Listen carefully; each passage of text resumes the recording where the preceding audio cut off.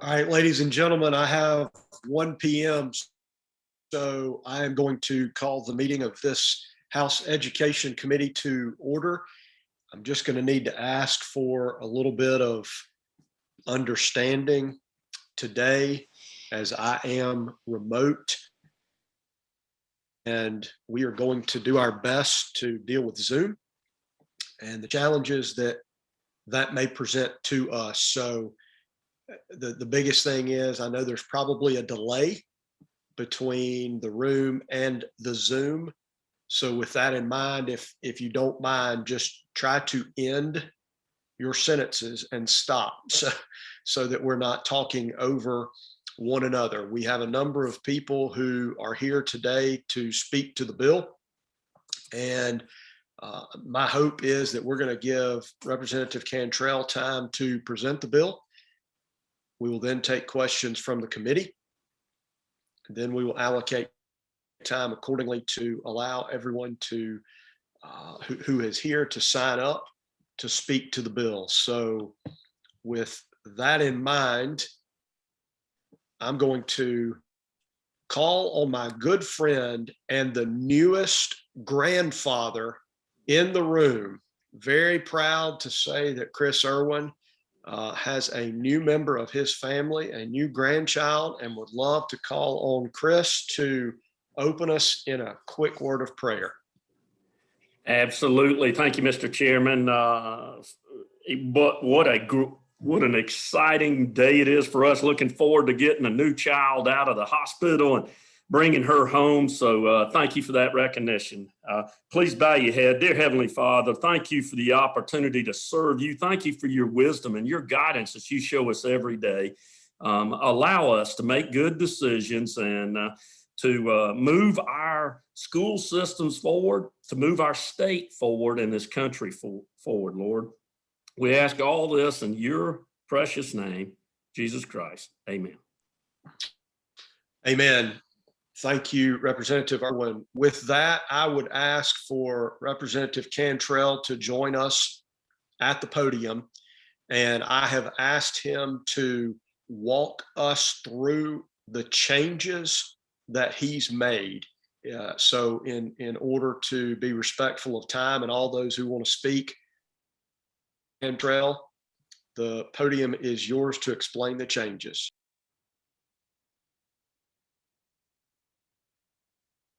Thank you, Mr. Chairman.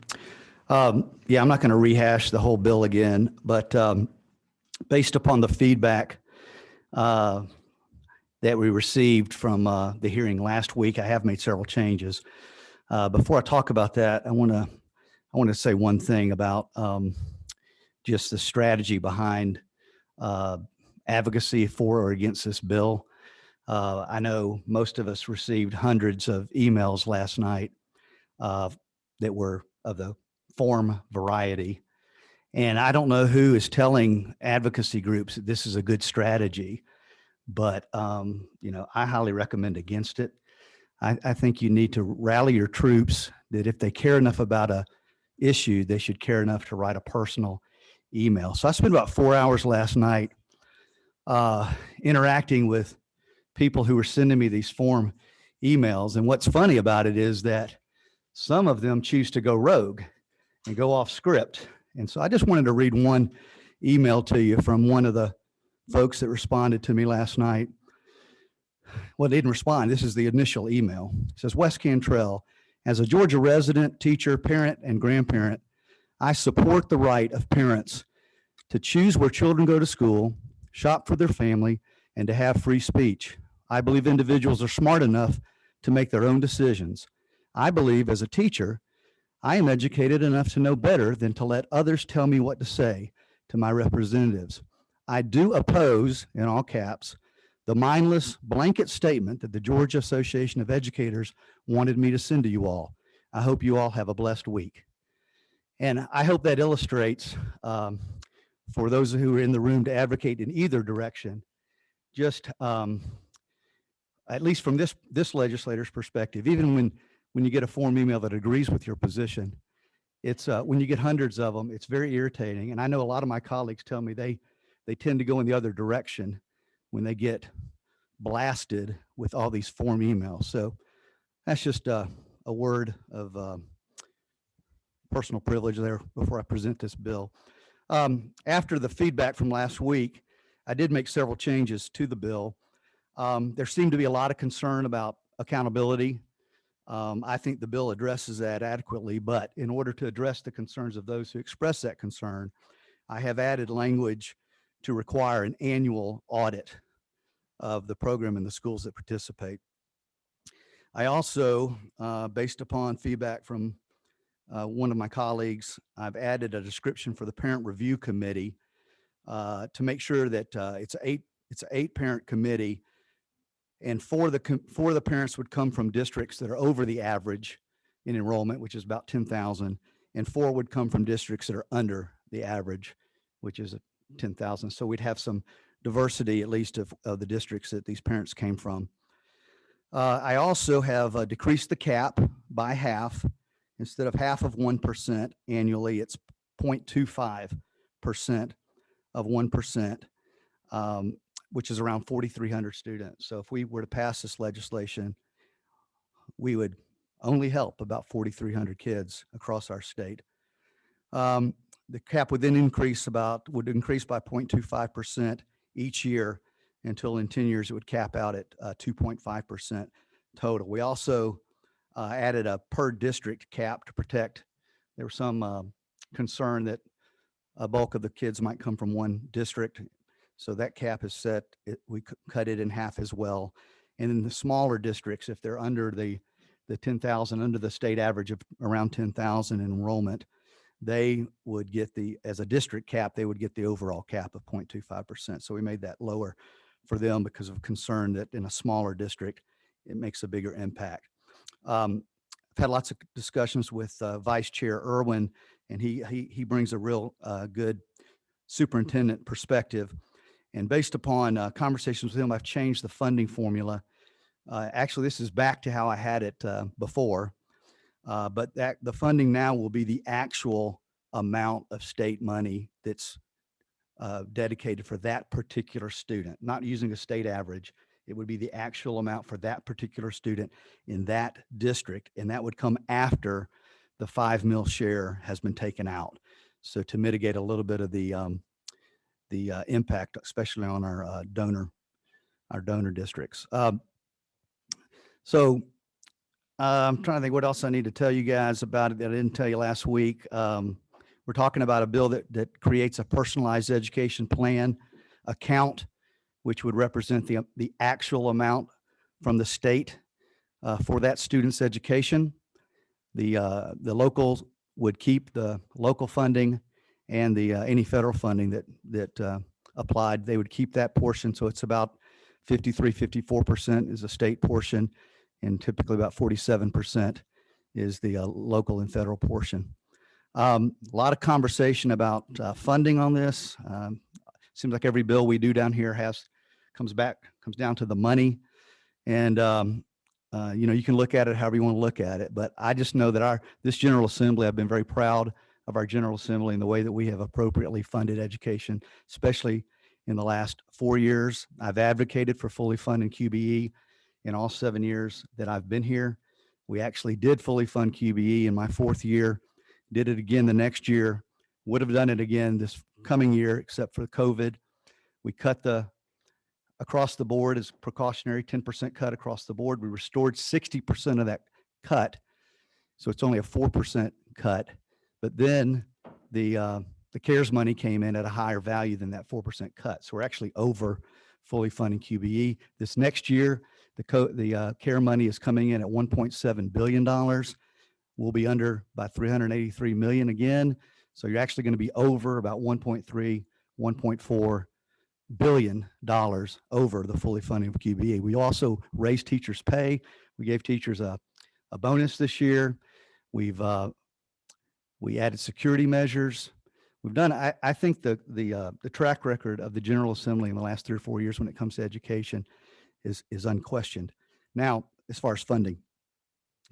So I believe that we can fully fund QBE and provide some options for the very small percentage of kids who are not doing well in their public school. And that's what this bill is all about. Several of the emails I received last night when interacting with teachers were somehow under the impression that rich, white people who send their kids to to private school, would receive this money. Somebody's not reading the bill.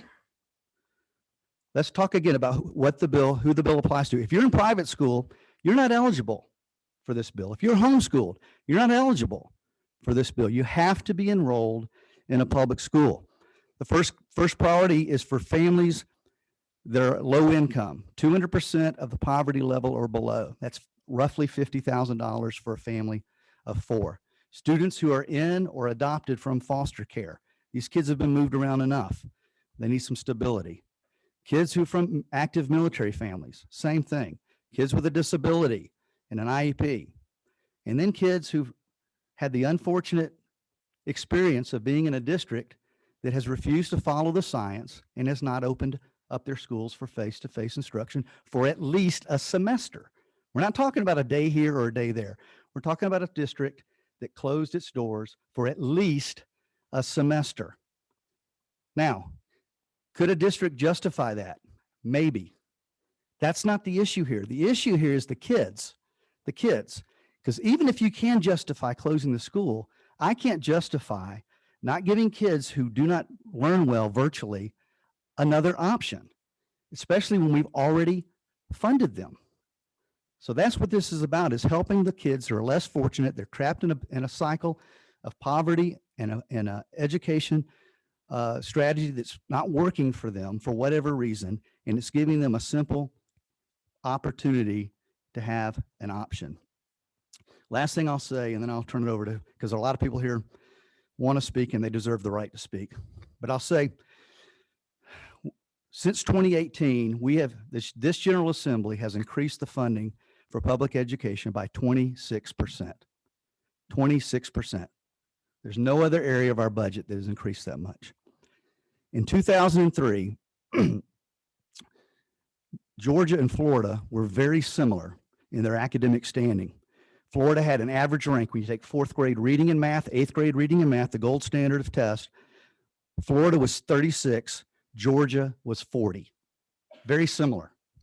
Since 2003, Florida has implemented at a record pace the most choice options for their students. They have more students participating in educational choice programs than any state in the country. So where do they rank today? Well, Georgia's improved some. We've had some modest choice efforts, right? We fully funded the last few years, 40 to 34. Georgia's moved up to 34. Florida, on the other hand, has moved from 36 to 17. They have dramatically increased their academic incomes, while at the same time dramatically increasing the number of students who are eligible to have some measure of choice about how they get their education. When it comes to education, I believe we can do both and, not either or. We can fully fund and at the same time provide options for the small percentage of kids that need a personalized education plan. There's nobody in this room that supports public education more than me. Okay, I've proven it time and time again, but that doesn't mean I can't be for some options for the kids that are in the margins. That's all this is about. It's not about pointing the finger at public education. Mike McGowan's here from my home district in Cherokee County. He will tell you that although we vehemently disagree on this issue, there's no one on his delegation that's more supportive of public education than me. Okay, so the idea that I would be painted as some kind of enemy of public education could not be further from the truth. In fact, some of you who know me know I'm kind of a fan of socks. And today I'm wearing a pair of socks that were sent to me by a public educator in my district that say that I support my local school district and I support public education. So I don't know what else to say about this except to say that I think it's our job to really watch out for those that cannot speak for themselves, for those that are in the margins, and those that are trapped in a cycle. I know we got funding questions. I know we'll never do enough. No matter how much we do, it's never going to be enough. But if we continue to use that argument to keep from reaching out and helping these kids that are in the margins, then we I don't know what we're up here for. We've got to help these kids that are slipping, falling through the gaps. And this is one way that we can do that. Thank you, Mr. Chair. Okay, thank you, Representative. So before we again go to those who would like to speak to the bill, are there questions from the committee? Representative Wynn.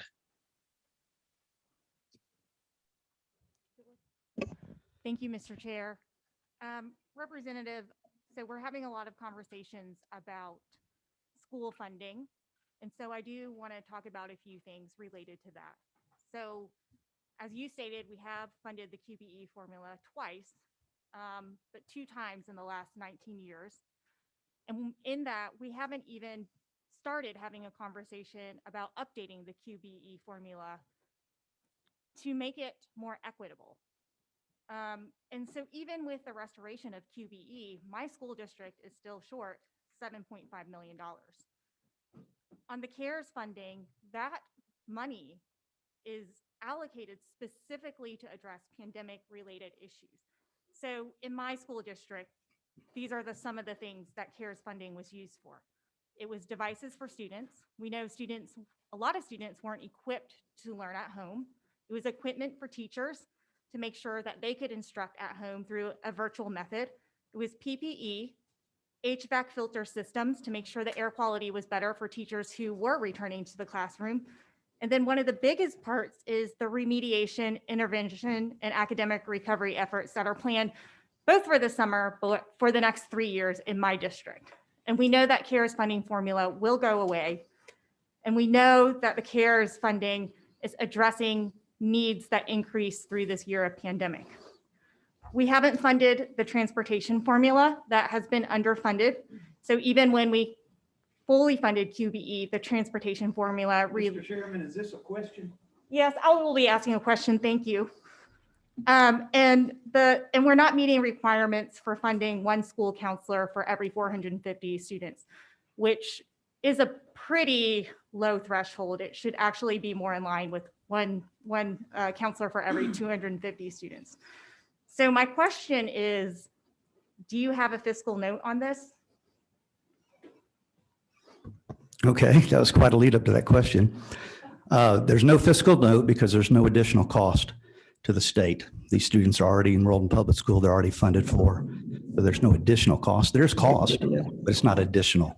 So it doesn't create a fiscal note. Mr. Chair, if I may follow up. Briefly, please. Sure. So how much is that money? What is that number? I added up last night. Worst case scenario from a funding perspective, if we reach the cap at 100%, we'll be looking at about $25 million.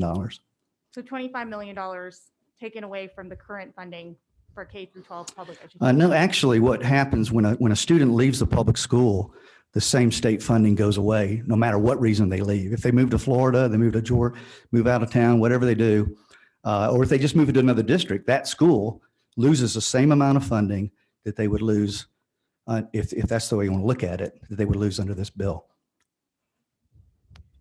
Representative, if we could maybe have a conversation outside of committee. I did read a figure that was much higher. It was 422 million under the new bill. So that's not possible. You're looking at about 4,300 students. The math's pretty easy on it.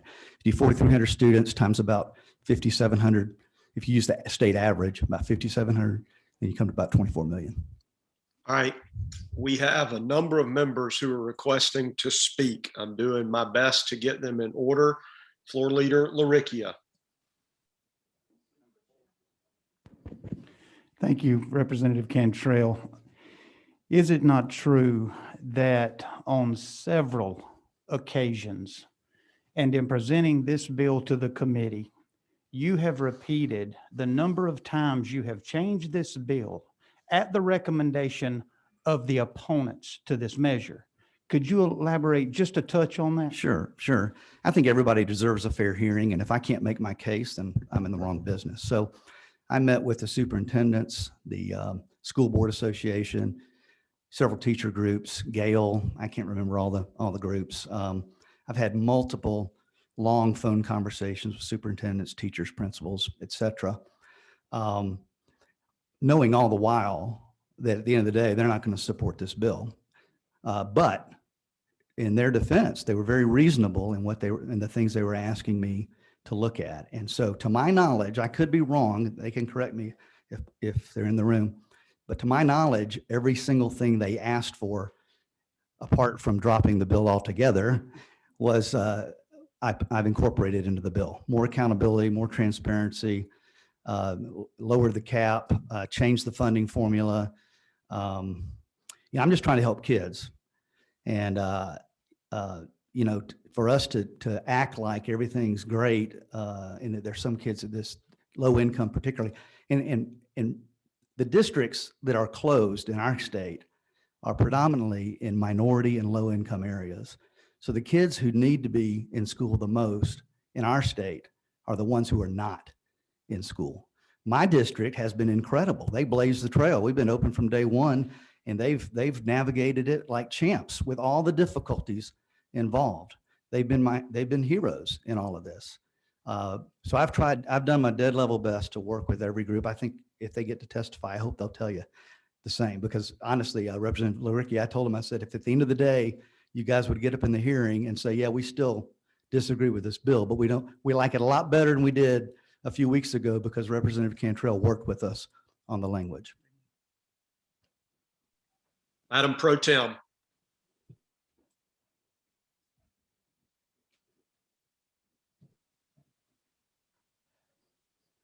Unmute. There we go. Can you hear me? Yes, ma'am. Yes, I wanted to clarify, Chairman Cantrell, that the monies that were allocated to school systems, about $500 million, were unrestricted, which is a good thing because most school systems incurred far fewer costs, particularly those that have remained closed. They don't have transportation costs. They don't have lunch lady costs in many cases. Most of them have been distributing fewer meals than they would normally if the children were there. In addition, the school systems had higher in reserves combined, all the 180 school systems, than the state of Georgia has, which has far more obligations than just education. And in addition, funds on average half of all school expenditures. So I think it would be incorrect to suggest that the school systems at this point are underfunded. I would suggest to you that in some cases, school systems are financially in a better situation. And that's before the next much larger, I think it's going to be about 3 times the size and stimulus funds to school systems that's yet to be allocated by Congress. So you can be against this measure because philosophically maybe you don't think it's a good idea, but I don't think that it would be accurate to say that because school systems are hurting, somehow we shouldn't do this. I also might add, we only have, I guess it's 3 items in the budget that are constitutionally dedicated: transportation funds, the spinal trust fund, and lottery funds. Everything else goes together. So if you're against this measure because it will cost the state, some amount of money, then you should probably, because you think it'll hurt education, then you should probably be against anything that costs additional money, because if it's not dedicated, that money's would come out of the general budget. It would be incorrect to suggest that any new education program such as this specifically takes away money from K through 12 state funding. It absolutely does not. So for example, when we expanded Medicaid last year to cover women who are on Medicaid, and we expanded postpartum care from 2 months to 6 months, it comes out of the general budget, just as this would. And so please make sure if you support or oppose the proposal because you support or oppose the program, that's one thing. But to suggest that it hurts education state funding would simply be incorrect. So if you suggest it specifically hurts education funding, it comes out of the general budget, and that's all I have. Thank you. Thank you, Madam Pro Tem. Representative Maynor. Thank you, Chair. I just want to speak on behalf of my district, which is District 56. I have spoken to the community at length about this. And, you know, let's give an example. There are 2,034 elementary schools in Georgia. The schools in my district are actually at the very bottom of the list. We have the most failing schools within the city of Atlanta. With that being said, this is also a community that I grew up in, and if I had the opportunity to go to another school so I could get a better education, that would have been perfect for me. And so I'm voting yes on this for my district. I do understand that in general, we need to fund education better. But I think that is not what the intent of this bill is asking us right now. This is not going to fix the budget crisis for education. But what this bill does is it gives people opportunities that are in very unfavorable positions, another choice. So I'm in support of it because I am that child. And I want to just give another example. We moved from Sandy Springs back into the city. So we went from a top 10 school in Georgia to a bottom 20 school in the state of Georgia. I went to my school board member and I said, hey, what can you do to meet my child where my child is? He told me to move back to Sandy Springs. That is unfortunate. Representative So, Representative Maynard, just in the interest of time, if there's a question there, please proceed. I am finished. I'm in support of the bill. Thank you. Chairman Setzler. Thank you, Mr. Chairman. I wanted to address Representative Wynn's question about funding. As Representative Cantrell, isn't it true that, again, as you had alluded, this has no net impact on state funds? That's correct. But Representative Wynn's question about the impact on local districts, I want everyone to lean in and listen to this because this is very important to understand. If students in your district, your local district, avail themselves of this opportunity, the state funds follow them, but the local funds stay behind to service the other kids. So if students in your district use this program actually lines the pockets of your district. This program actually increases the per pupil funding of the kids in your district who do not take this program. I want you to stand in and listen to this. If you think about, let's say, a city of Atlanta, DeKalb County, let's say that 50% of the funding comes from the locals and 50% comes from QBE. Now, I know in APS and in DeKalb, I know it's higher than that. The local portion is higher than 50%. But just for purposes of discussion, if 50% comes from the QBE funding and 50% comes from your local district, if 1,000 kids from your district were to take this and leave, the state funds follow them, but there's 1,000 less kids to educate. But the full local funding that was levied for all the kids now has 1,000 less kids to educate. That is half of the funding for 1,000 kids that's still in the hands of your local district to educate the kids who are not taking this program. These programs are strongly in support of more funding for the kids who don't take it. Per pupil funding goes up in districts where kids avail themselves of this program. And Mr. Chairman, I wanted to make that point because with a full stop, this significantly, this demonstrably increases, doesn't it, to the author, It does. the per pupil funding of the kids who don't take this in the districts they come from.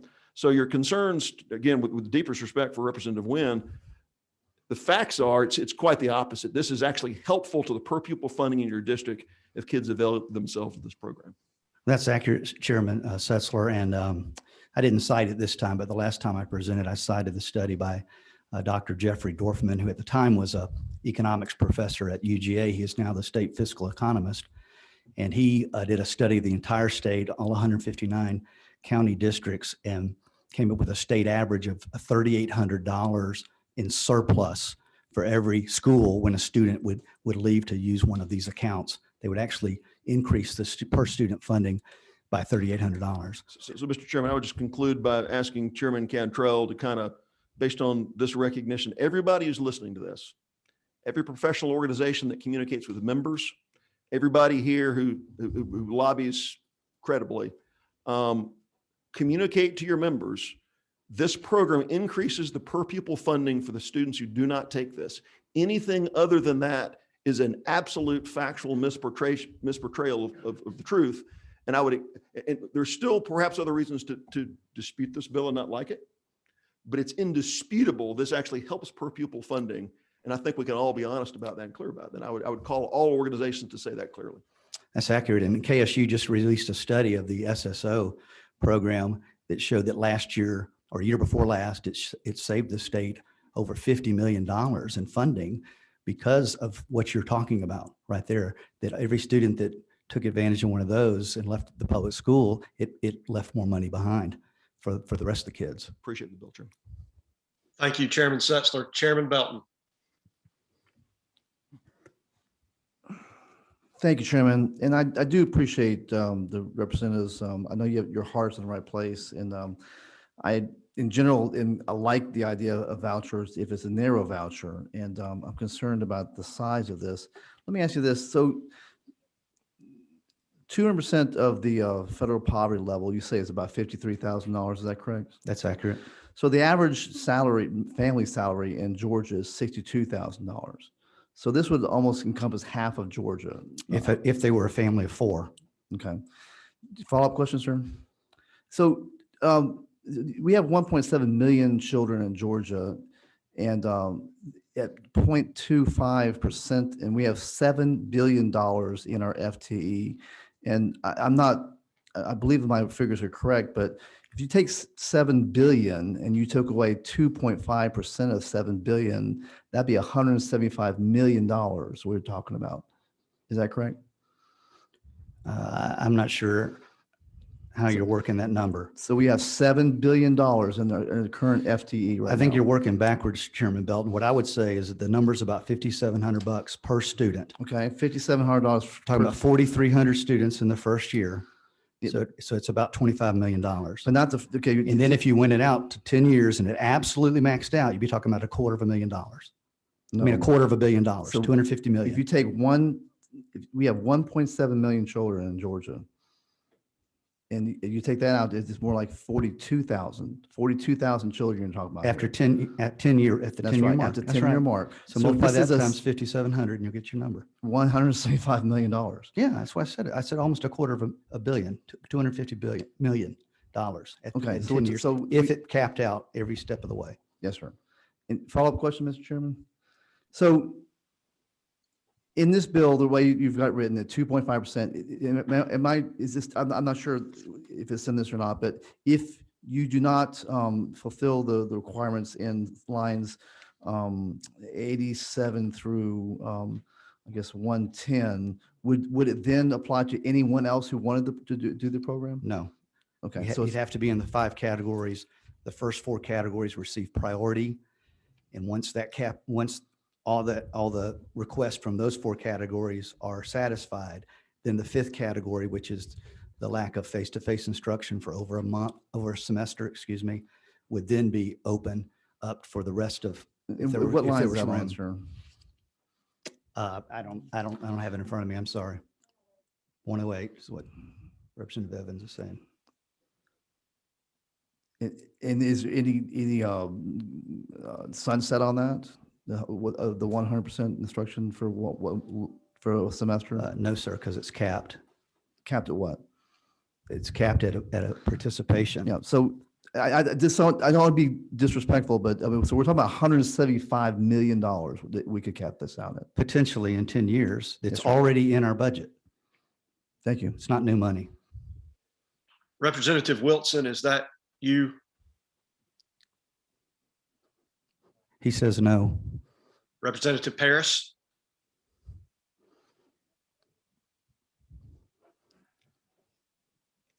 Thank you, Representative. Thank you, Chairman. Representative Cantrell, you know, we're really getting inundated with a lot of people that just are not with it. And I'm having problems with the money. There's been a lot of numbers thrown around today, and it's starting to swirl the room. I feel like we've got an educational system that is just chugging along. It's really struggling. And that's why I have a problem with getting on board with things like this. The public school system is just, it's ripped. It's been stripped. And now here we go again. We're doing something else, creating another parallel that is just not I just can't, I can't make it come together. So I don't know, maybe you can enlighten me with a couple of sentences. Well, I if hear we're on what you're on the saying. time. I think we've gone over the numbers enough. But I would say, how many of those people that have talked to you are parents and students? And how many of them are members of the bureaucracy, the education bureaucracy? I've not heard. When I hear from parents, they want this. When I talk to my constituents, they want this. Even the ones that will not leave the public school, because they know that kids in public school that remain will do better when the kids on the margins are allowed to exercise an option. When I taught school, there was always 2 or 3 kids in that room that shouldn't have been there. They weren't prepared. They weren't ready. A lot of times I had a parapro in the room, and I'm teaching sex education, and I've got a 50, 60-year-old lady in the room with a young man who has some special needs, and he's in the room with me. Now, this was early 2000s. Maybe it's different in Cobb County today. But I know that those kids, I had to make sure they were taken care of. Well, what did that mean? That meant the other 27 kids in the classroom had to slow down because of the 2 or 3 who should not have. They weren't in the best learning environment for their learning disability or their learning style. And that's all I'm saying. So the research shows that the public schools do better when people have choice, because the kids that are in the correct environment stay. You know, if you're doing well, this is perfect for you. There's no effect because no one leaves. They like their school. In Cherokee County, I can't see anybody leaving our schools. Our schools do a great job. But there are areas in our town, in our state, that not so much. We all know that.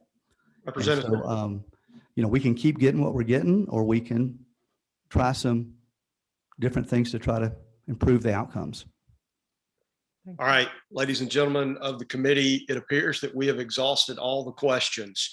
Here is where we are. As I understand, we have 19 individuals between Zoom and in person to speak. I'm going to do my best to give you 2 at a time so that you can be ready to speak and know who is on deck. We will alternate between Zoom and the podium. So listen up for your order. Please be standing at the podium ready to go. With all due respect, I'm going to do my best to get everybody here to speak, but we're going to have a hard stop for 60 seconds. Up first on the Zoom, Stephen Owens, Cole Musio, please go to the podium. You'll be on deck. Thank you so much, Chairman Dubnik and members of the Georgia House Committee on Education. By way of introduction, my name is Stephen Owens, and I'm a senior K-12 education policy analyst for the Georgia Budget and Policy Institute. We're a nonprofit, nonpartisan research and advocacy organization that advances lasting solutions to expand economic opportunity and well-being for all Georgians. GBPI has a longstanding objection to legislation that funnels public funds to private schools, and therefore bills such as House Bill 60. The myriad studies displaying poor academic results, the evidences of fraud in similar programs such as Arizona's, and the public's repudiation of said program shows that this policy provides no benefit to the state, an especially troubling concept considering a price tag projected to divert $224 million annually once fully implemented. The changes made in this version make sure that this cost burden would be heavier for our rural communities. The section that begins on line 198 would penalize school districts that receive higher than average state funding. That's 1 minute. From this program would command $4,100 in Forsyth County. The same program would deprive Bacon County $1,500 more per student because of Bacon County schools' greater reliance on state dollars. So if 80 children leave both Bacon and Forsyth. That's our time. Yes, sir. Thank you so much for your time. Thank you. Mr. Musio. Hey, I'm Cole Musio. I'm the president of Family Policy Alliance of Georgia, and I want to be real brief. There's a sense in which the 4,300 students that were cited is a little bit of a gut punch. And there's an assumption based on that, there are going to be kids waiting at the door because there are kids that are going to be desperate to participate in this program, as we heard from Representative Maynor and even Chairman Belton and his assumption that this will continue to grow as a program because there are kids that will want to use this program because it's an opportunity to change their life. And so you have a lot of institutions coming at you. You're getting a lot of emails, as Representative Cantrell mentioned. And I want to encourage you as a guy that travels the state and hears from grassroots people that are concerned not only about their own kids' future, but other kids' future and are passionate about this issue. I want to implore you for courage to stand strong. Now think of those 4,300 kids that will be affected by this now, all the kids that will be waiting at the door wanting to get in, and all the kids that will participate in this program over time. This is about the children. That's our time. Thank you. Lisa Morgan via Zoom. Thank you, Chairman Dubnick. Thank you, members of the House Education Committee. I am Lisa Morgan, a 20-year veteran kindergarten teacher and newly elected president of the Georgia Association of Educators. I'm here today virtually after our annual GAE Day at the Capitol, which we did held virtually in accordance with CDC guidelines. GAE stands opposed to this bill due to the impact it will have on our students. Public education is still not being fully funded and based on a 1983 formula.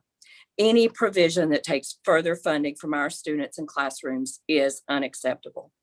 90% of Georgia's children, 1.8 million students, are educated in our public schools.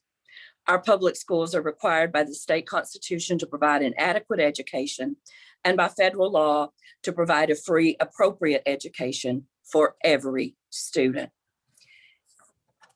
It is very concerning that in accepting this voucher, parents are giving up their rights under the Individuals with Disabilities Act, the very rights that qualify their student for this voucher. Our public schools. Respectfully, thank you. Yes, ma'am. My apologies again for the who's on deck. Mr. Costley in person, followed by former Representative Casas in person. Our next two Zoom speakers, so that you know, are Mr. Chair Camilli and Mr. Abram. So at this time, Mr. Costley. Thank you, Mr. Chairman. I will try to speed read through this through my heart. My name is Robert Costley, Executive Director of the Georgia Association of Educational Leaders. I'm also representing Dr. John Zoner of the Georgia School Superintendents Association. We do oppose this bill, but maybe for different reasons than I've even heard in this testimony today. We spent a great amount of time talking about how much money will be spent, and it's a lot. I think the problem that we have, even if you are in favor of pro-choice, we're arguing that you should vote against this because you do not have any guarantee for what you're getting with our tax dollars with this money. There's no way to determine what you will get for $229 million in 10 years or $250 million a year because we can't find out. We don't audit the private schools boards who do not have to be trained, who do not have anti-nepotism laws. We're auditing the program, but we're not auditing the boards who will be spending our tax dollars. The tests, math and English, I will point out those private school kids won't have to take Georgia history, US history. In fact, the private schools don't have to take the test at all. And finally, the 504s, these private schools will be taking this money from the parents and don't even have to offer the services. We're asking you not to vote in favor of this bill because it's poor legislation. Thank you. That's our time. Thank you. Mr. Chair Camilli. Mr. Chairman and members of the Georgia House Committee on Education, it's great to see you all today and thank you for the opportunity to be here. My name is Sajith Chair-Camilli and I'm the Advocacy and Government Affairs Analyst at the Southern Education Foundation. I'm here today to voice my organization's opposition to House Bill 60 for the following reasons. We believe the bill does not truly provide a fair choice for students with disabilities, students from low-income families, and the districts serving those students. For students from low-income families, especially those who live in rural counties with few to no private schools, the lack of a guarantee of transportation to and from school will effectively prevent them from being able to access this program. Low-income families without the extra savings to pay the annual tuition difference at private schools will be unable to afford this program. Students with disabilities who forfeit their IDEA services at their public school to attend an unaccountable private school may not be served well by this program and would have no legal recourse to pursue. School districts serving these students would lose critical funding. The Southern Education Foundation urges the committee to reject this bill because we believe that it presents an unfair deal for everyone involved. We instead urge this committee to bring forward legislation that would improve educational opportunities for students. That's our time. Thank you. Please vote no on HB 60. Thank you. Mr. Casas. Thank you, Mr. Chairman. It's good to see everyone again. I'm David Cassis. I'm representing the Libre Initiative. We advocate for Hispanic families in the state of Georgia. And I can tell you that for Latino families, educational choice is the top priority. These kids are hurting and these kids are having a tough time. And HB 60 is a bill that fundamentally it's giving the right to the one that is more interested in the education of their child. That's the parent. And we're talking about organizations, we're talking about schools, we're talking about accountability, but it's the parent that's going to determine what's best for their child. I asked this committee to get behind it. This is the right direction. It doesn't do enough for some, it does too much for others, but it's the right direction in helping those that are most vulnerable. Thank you, Mr. Chairman. Thank you. You were well within time, and I appreciate that. I believe next is Tim Abram on Zoom with Mike McGowan in person. Mr. Chairman and honorable members of the House Education Committee, my name is Tim Abram, and I am the Associate Policy Director of ExcelinNet. Our organization rises in support of HB 60. These scholarship accounts will allow parents to access specific schools and services their children need, while providing the state with multiple accountability checkpoints to ensure that state funds are appropriately used. COVID-19 school-related school closures in spring 2020 resulted in unprecedented learning loss for Georgia students. In fact, a recent report found that 21,000 fewer students in the ELA and 29,000 fewer students in math were on track for grade level proficiency outside of Metro Atlanta. Wealthy parents can get students back on track with private tutors, technology, and the ability to pay for a private school if they choose. All parents deserve this possibility. Programs similar to this program being proposed are popular across the country. 5 states have them, featuring over 30,000 students. And recent polling suggests that when people are informed of these bills, Republicans, Democrats, and independents, over 60% of them all support ESA legislation. That's our time. Thank you. Thank you.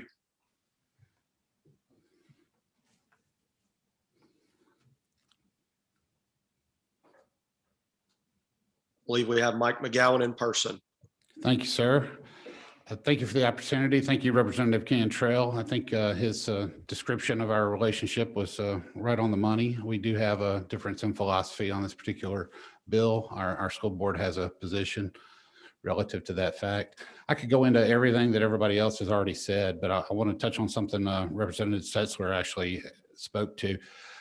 He's true in that local funding per pupil goes up, but there are also additional pressures on local funding when you lose students. And to make that point, I don't have a lot of time, but if we were in Cherokee County to lose 205 students to this voucher next year, actually put that in half now because of the cap, it would be $1 million, now $500,000. If there's not an equivalent reduction in cost of services, then there is pressure on your local funding as it relates to how you're going to provide either those services or recoup the money or raise taxes or what have you, as it relates to trying to recoup that funding to provide the same educational programs. All things being equal, with those numbers, you're talking about 1 student per grade level per school.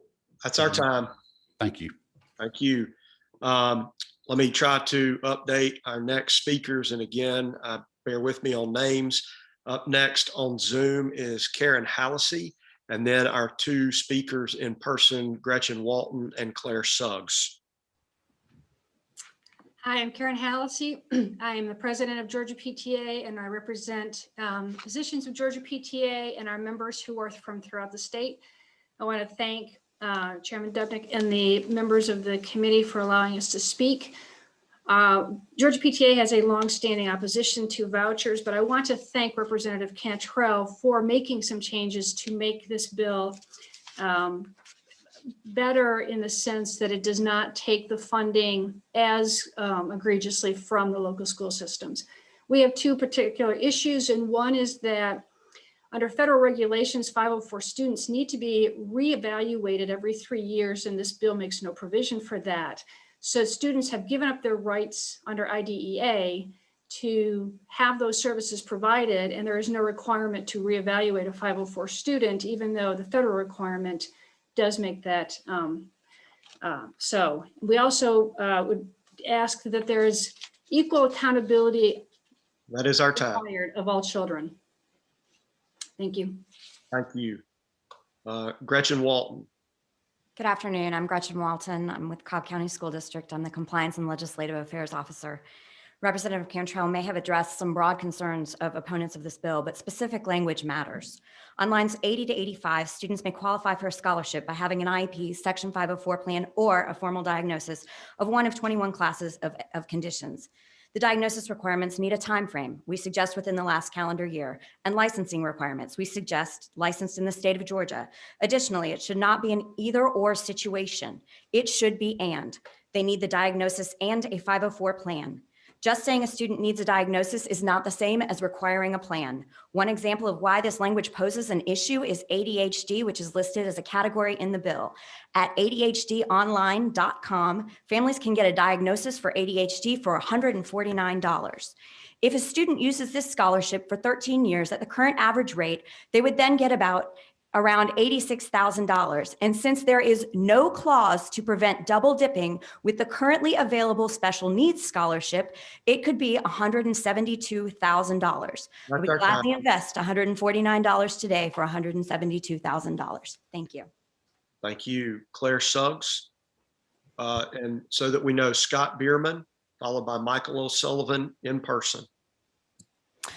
Good afternoon, and thank you to Chairman Dubnik and to all the committee members for allowing us this opportunity to speak. My name is Claire Suggs, and I'm here on behalf of PAGE, the Professional Association of Georgia Educators, and the 95,000 educators who are working across Georgia in our communities every day. Our members have consistently opposed vouchers, and we oppose House Bill 60.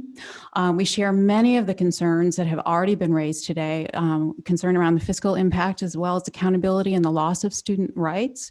There are a couple of things in particular that have not been lifted up today. One is that the bill does not require teachers in participating private schools to be certified by the Professional Standards Commission. Tutors who could participate in this program, they are required to be certified, but teachers are not, nor do teachers have to have a bachelor's degree. So that is one point of concern for us. Another point of concern is that there is no minimal time period. There's no minimum attendance requirement for participation or attendance in a public school around the eligibility requirement. That creates opportunities for misuse. Thank you very much for your consideration. Thank you.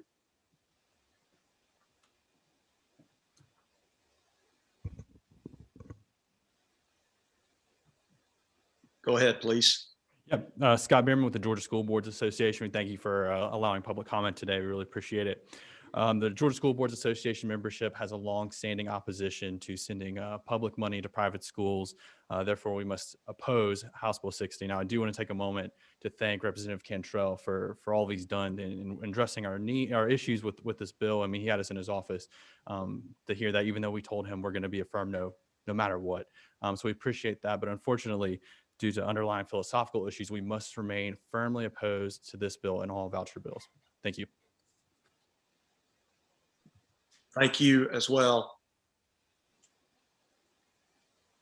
I believe we have Michael O'Sullivan, Adam Pipkin, Paul Smith, Jamie Lord, in that order, all in person to round us out.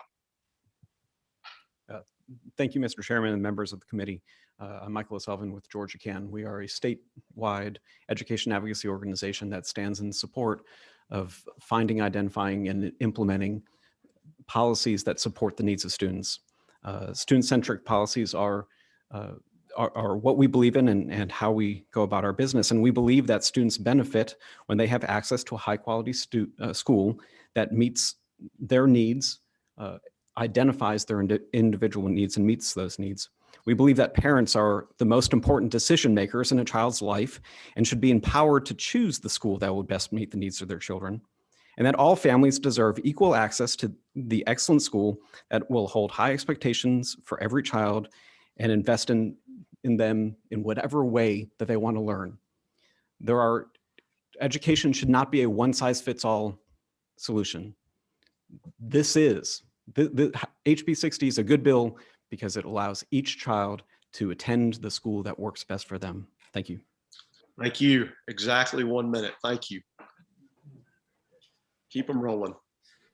Mr. Chairman, members of the committee, my name is Adam Pipkin. I'm the Executive Director for Faith and Freedom Coalition, and we come in support of this bill.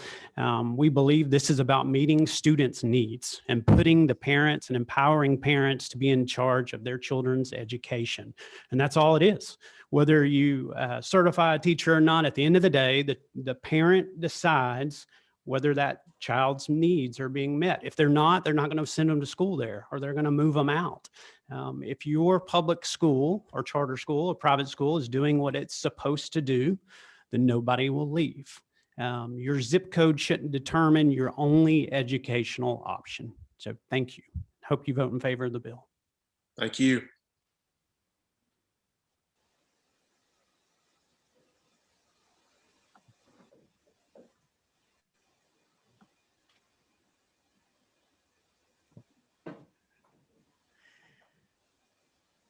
Go ahead.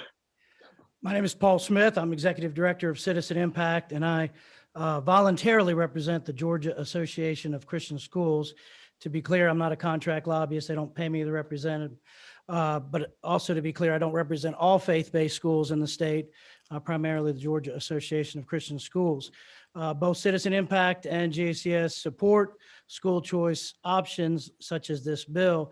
But you might find it interesting that I would think it likely that most of the schools I represent officially, and probably many that I don't represent officially but are still Christian schools, will not take these vouchers. They don't take public money. They don't want the strings that come attached to that. But nevertheless, we still support school choice options that help parents, empower parents, and give those children in the margins the best opportunities. Thank you. Hope you'll vote in favor of the bill. Thank you. And last but not least, Jamie Lord. All right, we can move on here. Jamie Lord on behalf of American Federation for Children, also in favor of the bill. My ego is not big enough to believe that anything I say is going to change anybody's mind here, but we fundamentally just come from a place that until every student is succeeding, then all options should be on the table. And whether or not it should be, the way we've designed education in this state and really throughout the country is that depending on where you live, we draw a district boundary and then compel you by force of law to go there, whether or not that student is succeeding overall or specifically for the child that that may need something else. And what HB 60, whether or not it's a perfect bill in your estimation, it at least allows for a student to and a family to customize and individualize an education that better meets their needs. And if it doesn't, then the public system remains as a viable alternative for that family. So that is why we're in support of the bill and encourage your favorable consideration. Thank you, members of the committee. Thank you, Representative Cantrell, for being here. I believe that takes care of all the folks that we have to speak to the bill. At this point, I'm not seeing that the next meeting is congregating outside the room. Representative Cantrell, with that in mind, do you have brief 90-second remarks to close us out?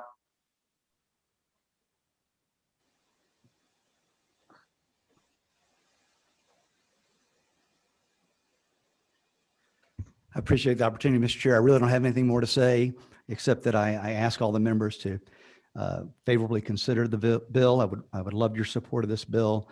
And my commitment to you is that if we pass this bill and it becomes law, that I'll work with you to make sure that it works as it is intended and that it actually helps kids in both that remain in the public schools and those who leave the public schools have better outcomes, academic outcomes, and greater academic achievement and greater success in life. More of them going to college and so forth. So my commitment is to this for the long haul, and I hope you'll support the bill. Thank you, Representative Cantrell, and I appreciate your work and diligence on this matter. And I am going to hold you to that, and we'll stick around together long enough to see that, so that you can report back to this committee should this matter make it across the finish line. With that, I would like to recognize the pro tem of the House for a motion. Yes, thank you, Mr. Chairman. I'd like to move to pass. We have a motion do pass from the pro tem. Recognize Chairman Jaspers. I'd like to second Speaker Pro Tem's motion do pass. We have a motion and a second and I will need someone to assist me. Too many screens going up. If someone could read off HB 60's current LC number, please. Courtney. LC 490460S. So we have a motion and a second that this bill do pass. Is there any discussion? Hearing none, because of the size of the room and the number of folks that we have on Zoom, if possible, I would ask that we vote with a show of hands. All those in favor, please raise your hand.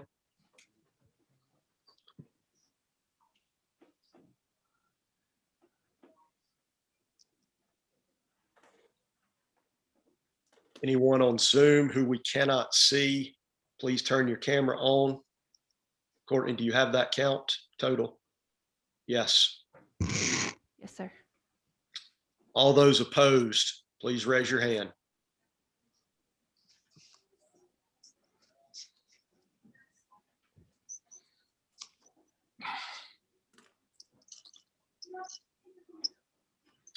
Motion carries. Thank you for everyone being here today. Representative Cantrell, thank you for your work, and to all those who are here to speak to this bill. I appreciate your participation. Is there anything else from the group before we adjourn? Chairman, this is State Representative Carter. For those of us that are online and on our phones, we could not see the actual vote. Would you share the count on that vote, please? Representative, that vote was 12 aye, 10 no. Thank you. Thank you. Representative Nguyen, did you have a question? It was the same question I was going to ask. Thank you. Thank you. If there's nothing else for the good of the order, we will stand adjourned.